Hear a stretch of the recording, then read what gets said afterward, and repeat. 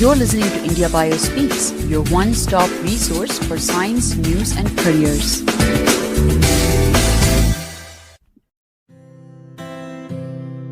Hello and welcome back to In Conversation with a Mentor on the stories of some path-breaking mentors across the life science research community. In this series, we talk to researchers, science managers, administrators, and entrepreneurs based in life science.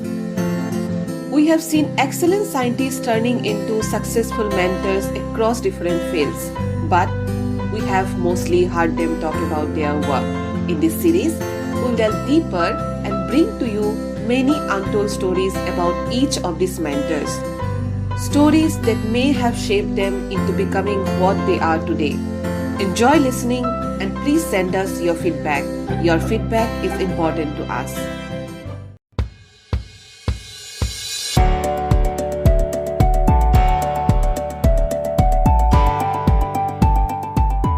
I am your host Suchibrata from India Bioscience, and today we are talking to Deepanwita Chattopadhyay from IKP Knowledge Park, Hyderabad.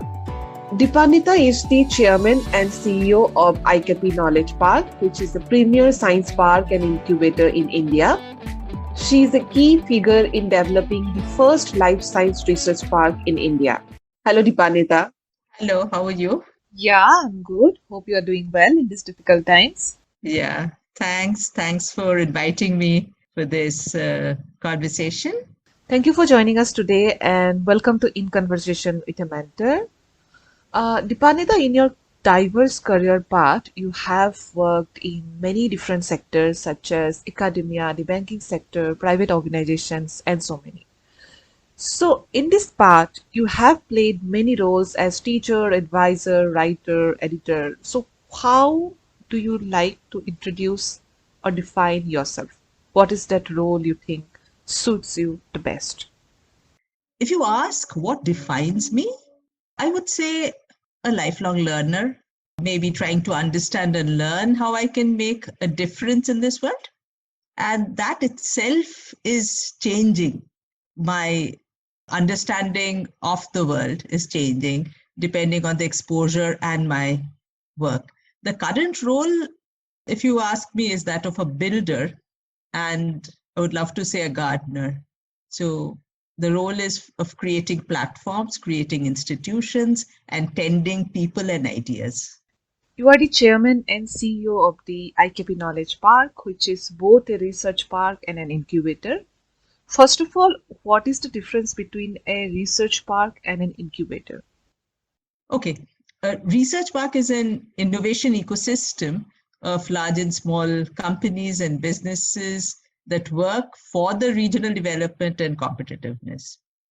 An incubator nurtures fledgling ideas, innovators, and ventures in their journey to become established. So incubators deal with very small companies, new businesses, and innovations, whereas a research park is a whole ecosystem of innovations.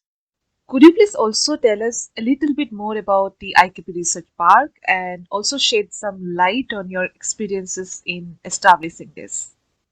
So IKP, which is originally, it was called ICICI Knowledge Park. It was founded by ICICI Bank way back in 1998 as a not-for-profit company, and the government of then Andhra Pradesh, and now it's Telangana government, gave us 200 acres of land outside Hyderabad. It's now called Genome Valley, to set up the science park.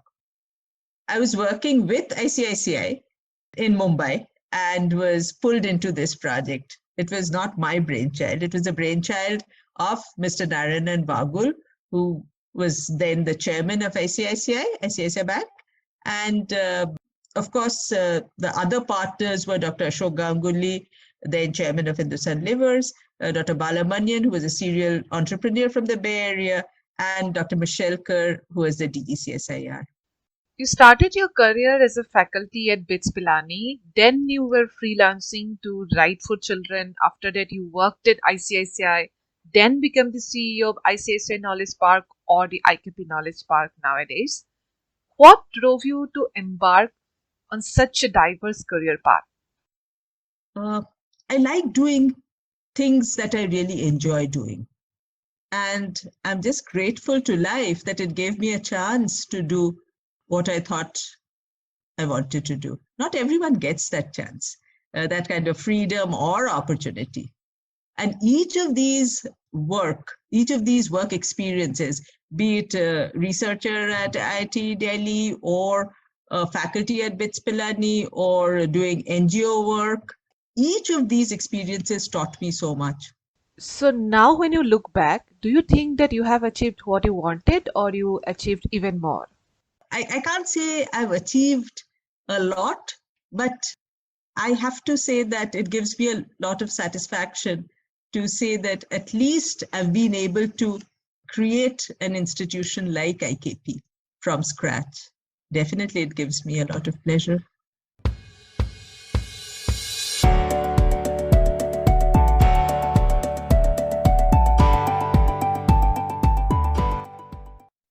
You might have faced many challenges in your way, everyone does, especially when you start something from the scratch. You are with IKP since the beginning, and what are the roadblocks you faced in this process and what helped you overcome this? Okay, so, I have to tell you that there was tremendous learning because every step was new. I had no idea about construction and projects. I was not really knowing how to deal with technology companies. So every little bit was new, and that was so exciting. I'm just, again, lucky to have great mentors. It's been such a fantastic journey because of all the mentors I have, apart from Mr. Vagul and Dr. Balamanian. Dr. M.K. Bhan has been a great mentor, and it's been such a pleasure to learn from all these stalwarts. Once Mr. Vagul taught me something very nice. It was more of an operational thing, and I was unable to handle it. So I told him, "Sir, this is something I'm unable to do well, and I'm a little worried." And then he said, "Deepanwita, whatever you can do very well, you do. Keep this problem aside. Don't worry about it. Maybe you'll be able to sort it out. Maybe the time has not come. Maybe you'll sort it out later. Don't waste your time giving so much attention to this problem. Do whatever you do well, do it excellent." I think that's a great learning. Whatever you do, do it very well. And the rest of the things, maybe it'll just fall in place. So that was a great learning for me. I've seen competition coming, but if you have perseverance, if you are sincere in what you are doing, you can overcome all those challenges. So you are a leader and you are working at IKP for 20 years as a CEO. So you have mentored many people. What is your mentorship philosophy or your leadership strategy? Again, I'm quoting, when I moved from ICICI, I was told, be ahead of the curve. This is a new domain. There are not enough research parks in India at all. And you have to make the path. There are not examples that you'll find. So you have to define the path. You have to define the indicators of performance. So you have to be ahead of the curve. And if you see that whatever you have done, others are setting it up, you should actually be happy, because if you have followers, it means that you are successful. And then move ahead, do something else, do another initiative that's path breaking. And that's how you're always a leader, and you have people to follow you. And I think that is my philosophy.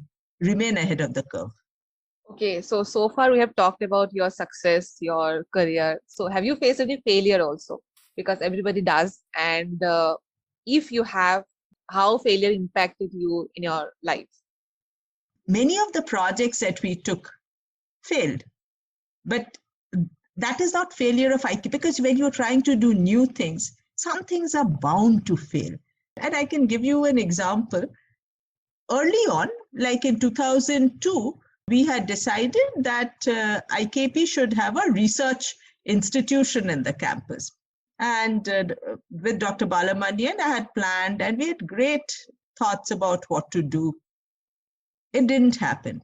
For various reasons, when we made the presentation to the state government, it didn't work. And then Mr. Vagul came out of the meeting and told Deepanwita, let's drop the proposal. The time has not come. We will do it again later. The other thing, and I'll tell you how it happens.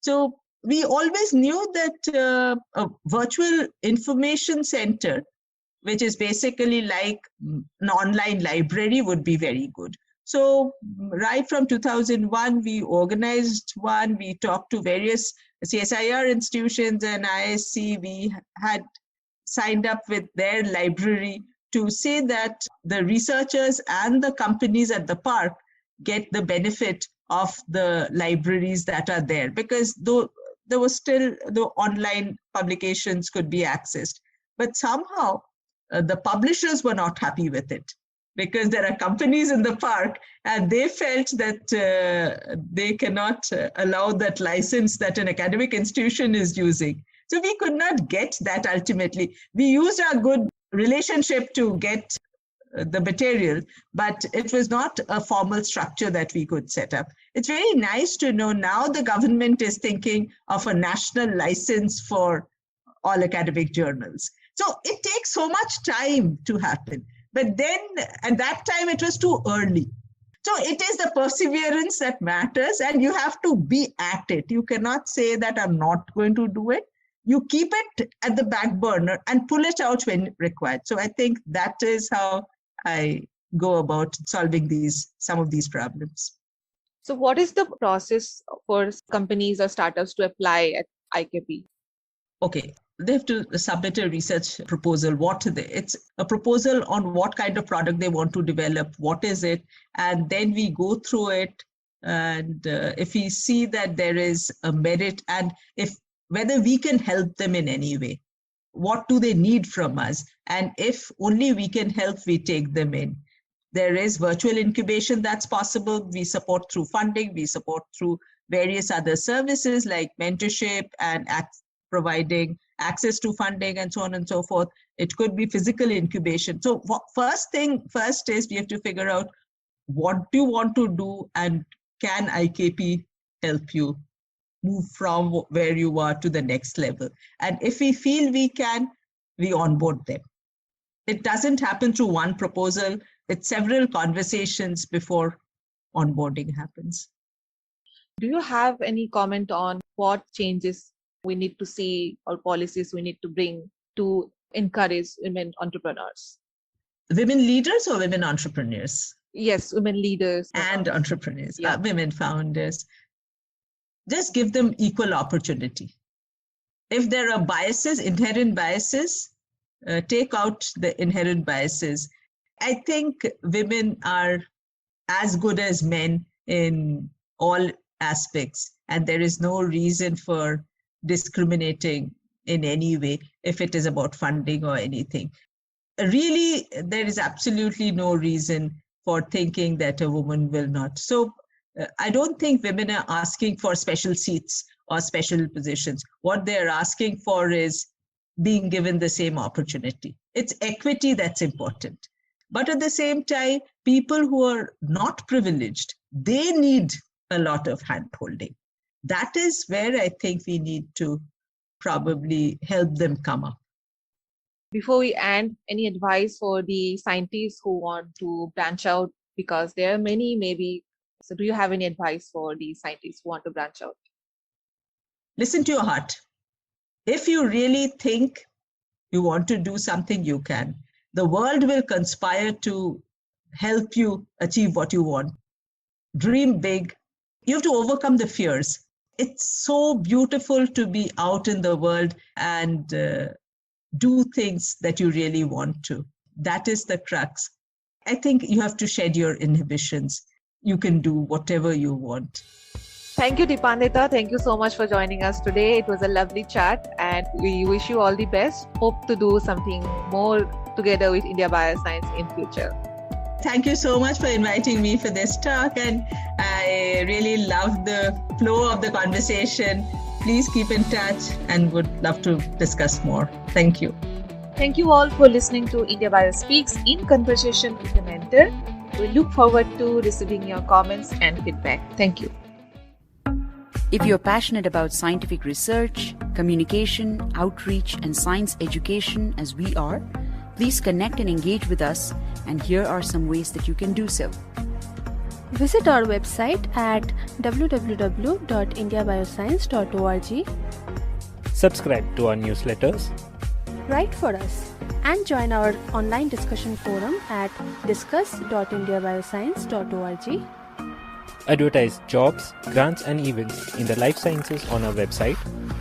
And feel free to contact us anytime at hello@indiabioscience.org. Until next time, enjoy your science and stay engaged to enable change.